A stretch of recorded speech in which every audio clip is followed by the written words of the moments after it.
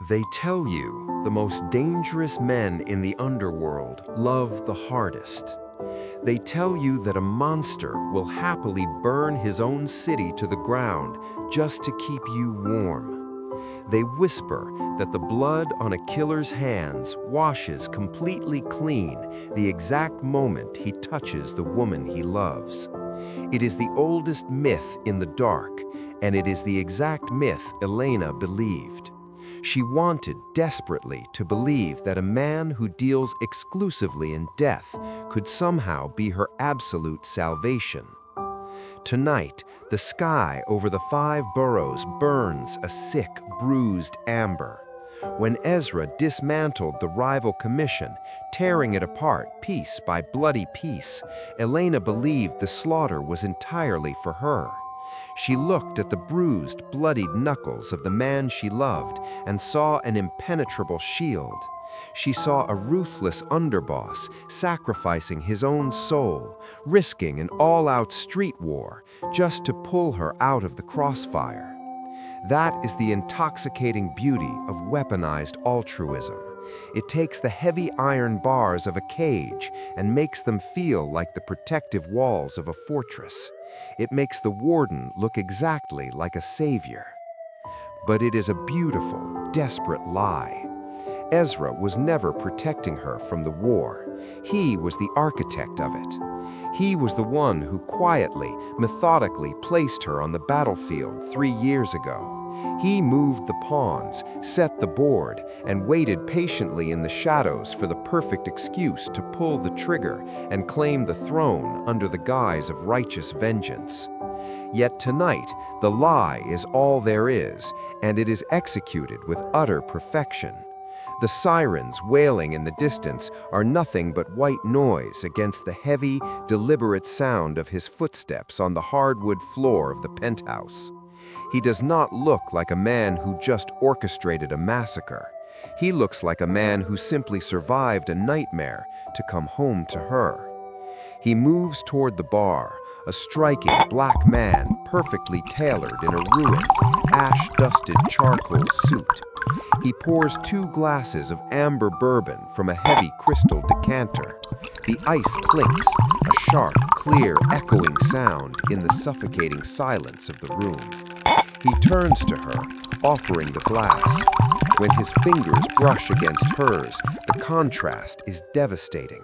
The hands that just tore a dynasty apart are suddenly so incredibly gentle, so painstakingly careful.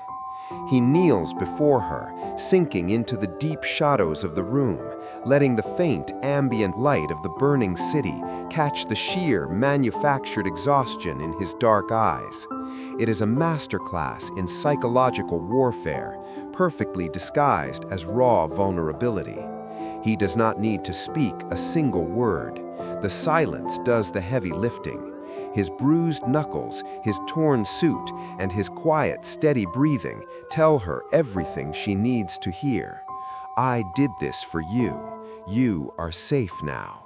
She breathes out a shaky, tearful exhale and pulls him close into the dark. She buries her face in the crook of his neck, breathing in the scent of cold rain, expensive cedar cologne, and the sharp, metallic tang of cordite. She feels the heavy, steady rhythm of his heart against her chest. She feels a profound, overwhelming sense of safety. This is exactly how the velvet trap closes. It does not snap shut with a threat. It locks with a promise. He wraps his heavy arms around her, burying his face in her hair, playing the role of the damaged, devoted protector to absolute perfection. He gives her the illusion of power, the illusion of choice, and the illusion of an unbreakable, sacred bond. She is completely blind to the fact that the fire burning outside their window was never set to keep her warm. It was ignited solely to forge her chains. Midnight passes. The adrenaline of the evening slowly bleeds out of the room, leaving behind the heavy, suffocating silence of a newly conquered kingdom. In the sprawling master bedroom, Ezra sleeps. It is the deep, undisturbed, dreamless sleep of a man who believes he has finally, flawlessly won the board. Elena watches the steady rise and fall of his chest in the dark. This is the man who supposedly bled for her tonight, the man who tore down the old guard so she would never have to look over her shoulder again. But intuition is a lethal, unforgiving thing in the underworld. It is a quiet, rhythmic drumming in the back of the mind that flares up when the math does not quite add up. It is the cold chill in the marrow of the bone that remains even when the fire in the hearth is roaring. She tells herself she is just getting up for a glass of water. She tries to convince herself that the ice in her veins is just the delayed shock of the evening's violence. But as she slips out of the bed, the heavy silk sheets pooling silently on the floor, her bare feet do not carry her toward the kitchen. They carry her straight back to the sprawling, shadowed living room. They carry her straight back to the mahogany desk, back to the ruined, blood-stained jacket Ezra stripped off hours ago. In this world, a dangerous man's true secrets are never buried in a wall safe. They are never left in a leather-bound ledger for a rival to find. They are carried on his person, kept intimately close to the chest, because trust is a fatal liability, and absolute, unwavering control is the only currency that truly matters. She reaches out in the dark. Her trembling fingers brush against the rough, ruined fabric of his coat. She slides her hand into the interior breast pocket, the pocket resting right over his heart. She pulls out a heavy, tarnished silver lighter. The cold metal sends a shockwave through her system. It isn't Ezra's. Ezra does not smoke. It is an old, antique piece, heavy with history. It is a silver Zippo, engraved with a weeping willow. The silver lighter clicks open in her shaking hands, the sound deafening in the quiet penthouse. Tucked tightly inside the metal casing is a folded, scorched piece of paper, a directive. She unfolds it with agonizing slowness. The ink is old and faded, but the sharp, commanding handwriting is unmistakably Ezra's. It reads, "Remove the father, isolate the girl. I will handle the rest." The floor completely drops out from beneath her. The beautiful, intoxicating romance shatters like cheap glass, raining down around her in the dark. The man, peacefully sleeping in the next room, did not save her from the wolves. He was the one who slaughtered the pack so he could lock her in the cage and have her all to himself. Before we reveal exactly how Elena's golden cage snaps shut and how the ultimate trap begins to close, we want to hear from you. We are building a global community here at Blood and Roses Chronicles, and we want to know exactly where in the world you are witnessing this justice unfold. Drop your city or country in the comments below. We love seeing how far these stories of integrity reach. While you're down there, make sure to like this video and hit that subscribe button to join the fold. And if you know someone who needs to see that even in the shadows, someone is always watching, share this story with them. Your support is the fuel that keeps these chronicles alive. Now, back to the shadows. Elena does not scream. She does not drop the paper. Most importantly, she does not run. Running is what prey does, and Ezra has spent the last 3 years meticulously teaching her exactly how to be a predator. She carefully, deliberately folds the paper along its original worn creases. She slides it back into the silver lighter, and she slips the lighter into her own pocket. The tears of betrayal instantly dry. The suffocating terror evaporates into the cold night air. What replaces it is something entirely new, something cold, calculated, and infinitely more dangerous than the man sleeping in the next room. He burned down the city to build this cage, but Ezra made one fatal, irreversible miscalculation. He brought the spark right inside the walls.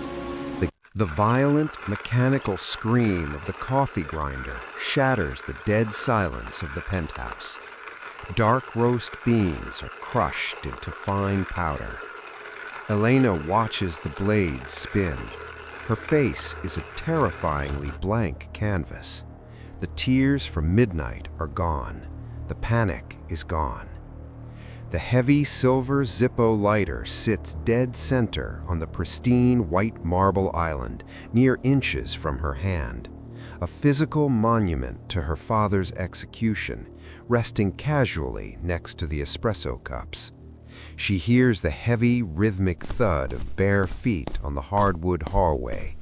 Ezra. In exactly 3 seconds, the man who ordered the slaughter of her bloodline will walk through the archway. If she tries to hide the lighter now, the sudden, frantic movement will draw his predator's eye. If she leaves it on the counter, he will instantly recognize the relic he used to destroy her. 2 seconds. Elena's hand moves with absolute, chilling fluidity. She slides the silver lighter off the marble and drops it straight into the deep pocket of her silk robe, just as the grinder clicks off. 1 second. Ezra steps into the kitchen.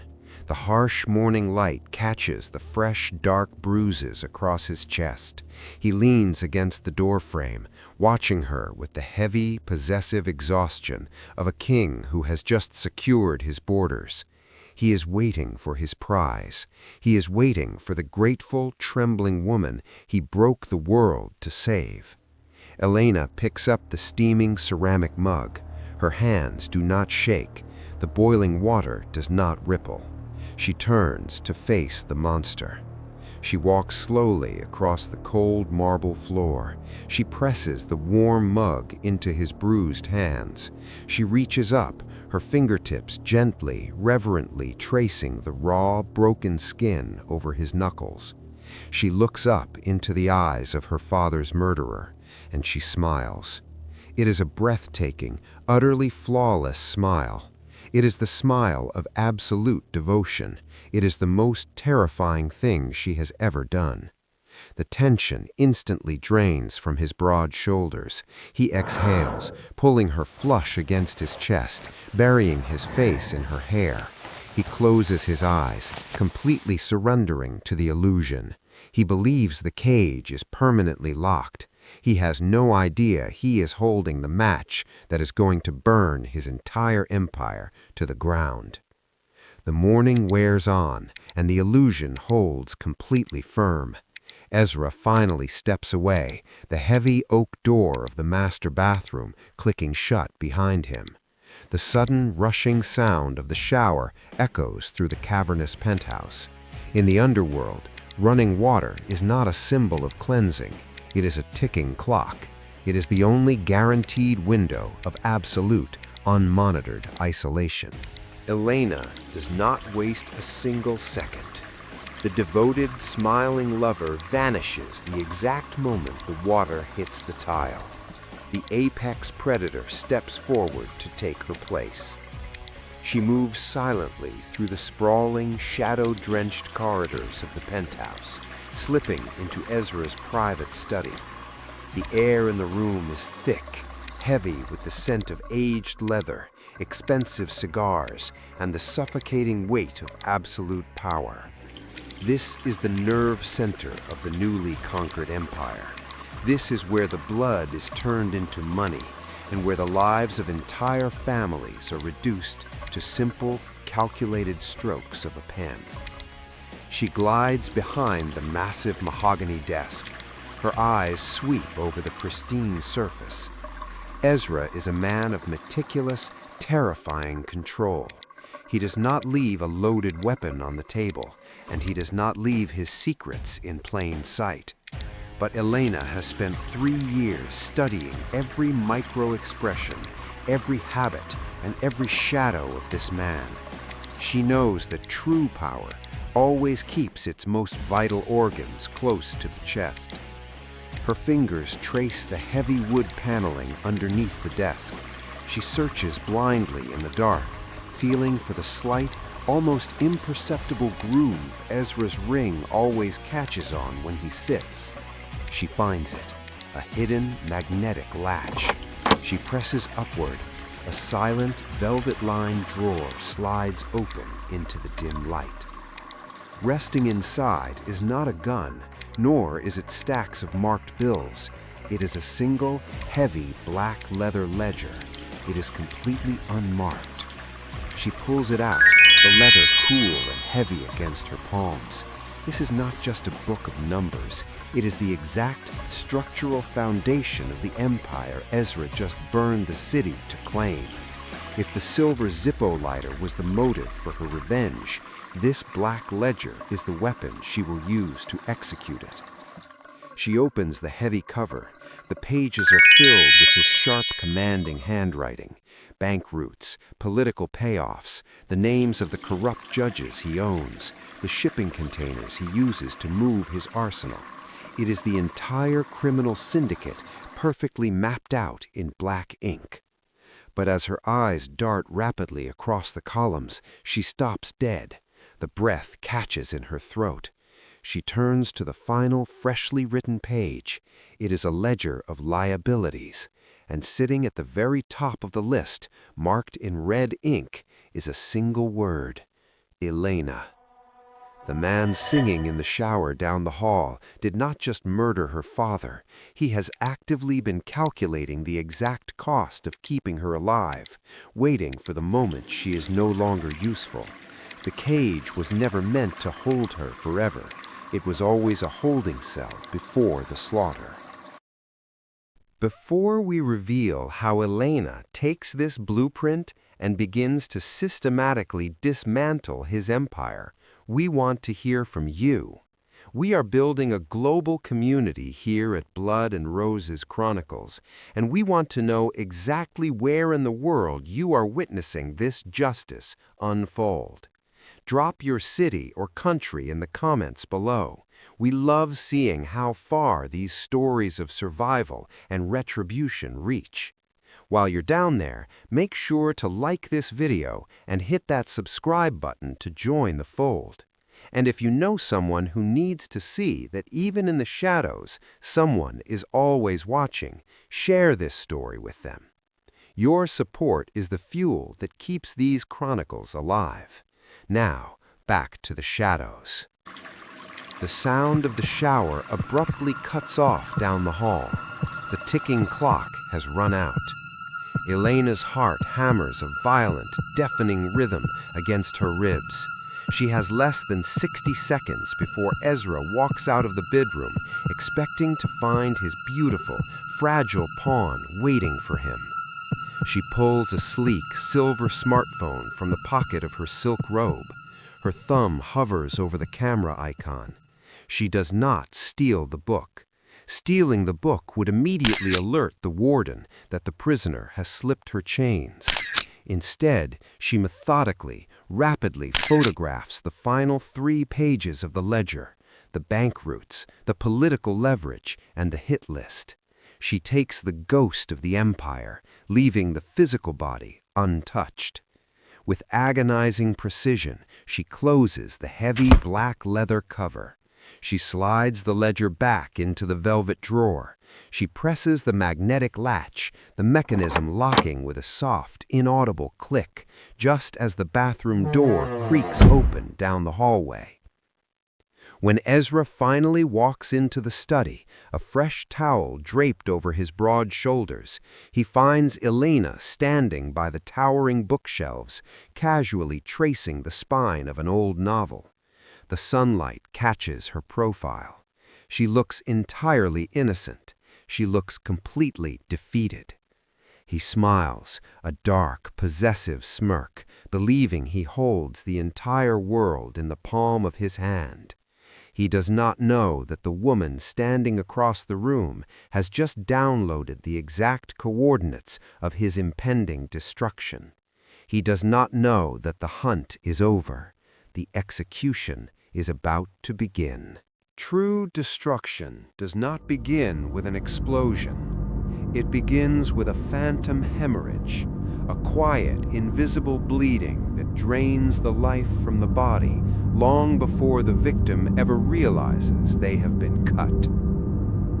For the first 3 weeks, Ezra's newly conquered empire operates with terrifying efficiency. He sits at the head of the table, an undisputed king bathed in the cold blue light of his absolute authority. And every single night he returns to the penthouse, shedding his armor to find Elena waiting in the shadows. She is the perfect, devoted queen. She pours his bourbon. She traces the fading bruises on his hands. She listens to him speak of his triumphs, her eyes wide with manufactured awe. She is the velvet draped over the steel of his life. He does not know that while he sleeps, she is slowly, methodically severing the arteries of his kingdom. The collapse is orchestrated with breathtaking precision. Elena does not need a weapon. Her arsenal is a single encrypted burner phone and the 3 photographs she took in the study. The numbers, the bank routes, the political leverage, it is all dismantled in the dead of night. She begins with the shipping containers. Anonymous, heavily encrypted tips are dropped to the federal task force. Millions of dollars in untraceable munitions are seized at the docks before they can ever be unloaded. Ezra feels the first tremor. He paces the length of the penthouse, a predator sensing a shift in the wind. The loss of the shipment is a blow, but it is manageable. He attributes it to bad luck. He attributes it to the desperate dying breath of a rival faction. He looks everywhere for the leak, turning his fury outward, scouring the streets for a traitor. He never once looks at the woman sitting quietly on the leather Chesterfield, sipping her tea as she watches him unravel. Then, the political leverage vanishes.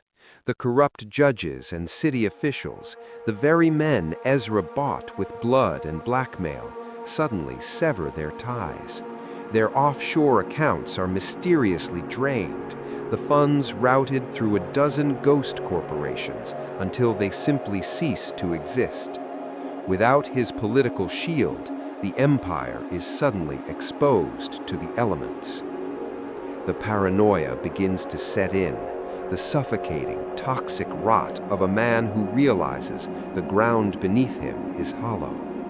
The atmosphere in the penthouse shifts from a golden cage to a pressurized tomb. Ezra stops sleeping. He drinks heavily, the amber bourbon doing nothing to dull the sharp edge of his panic. He tears through his own lieutenants, his trust entirely broken. He orders the execution of 2 of his most loyal men, convinced they are the ghosts in his machine. Elena watches it all. She watches him drown in his own paranoia.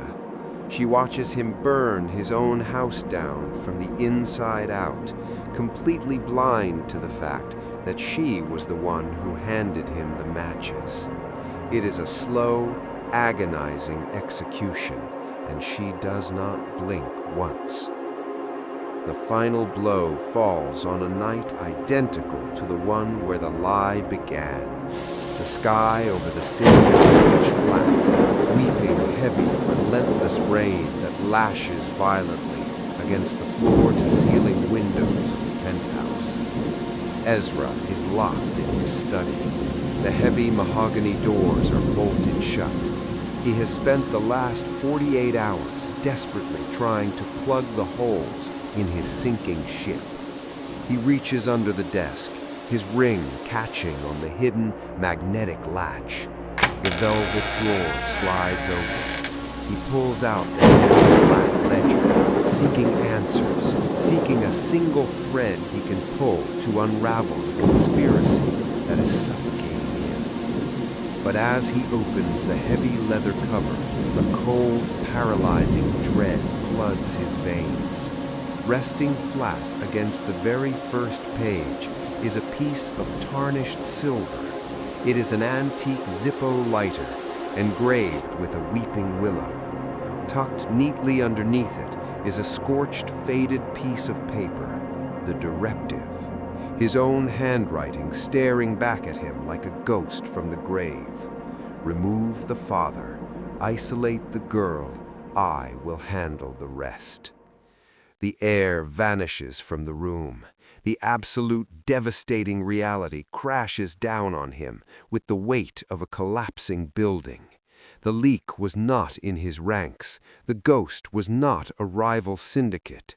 The architect of his utter destruction was the woman he brought into his own home. The fragile, broken bird he thought he had caged had spent the last month quietly, systematically breaking his neck. He bursts out of the study, heavy doors slamming against the walls. The penthouse is swallowed by shadows, illuminated only by the erratic flashes of lightning tearing across the sky. He moves like a wounded beast, his chest heaving, his dark eyes wide with a terrifying mixture of fury and profound, world-ending heartbreak. He finds her in the living room. Elena is standing by the shattered glass of the window, perfectly silhouetted against the storm.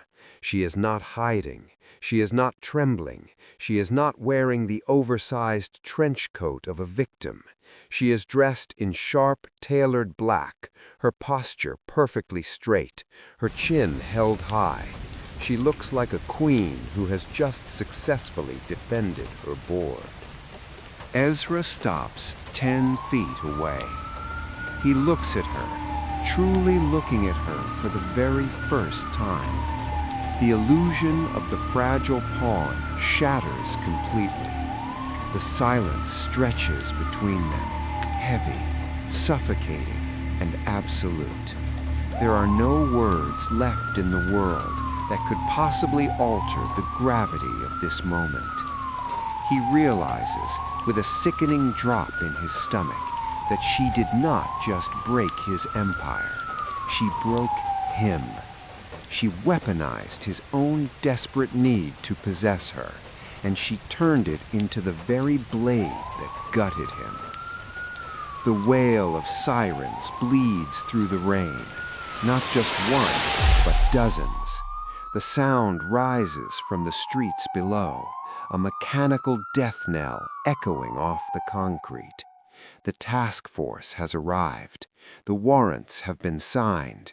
The empire is officially seized. He has nothing left. No money, no men, no power.